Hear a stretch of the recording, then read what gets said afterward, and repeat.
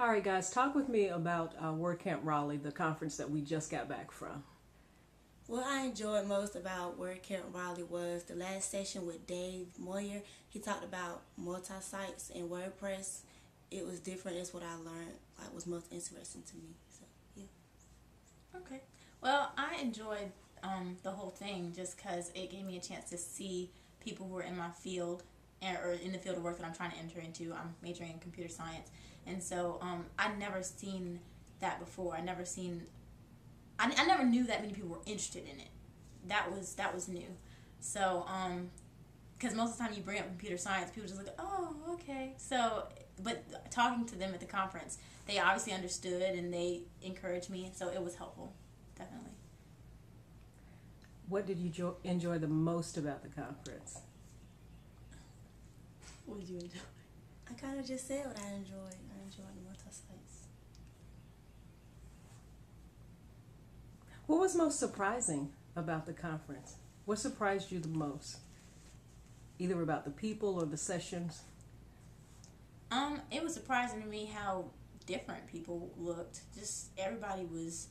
You would never know that some of the people that were in there were interested in that type of technology. They just were diverse, and which is a good thing. But it was just interesting to see that. But we all had something in common. We were interested in WordPress and learning more about it. A lot of people had their own styles and different backgrounds and stuff. So now what about the young man who did the last session, the guy who was 18 years old?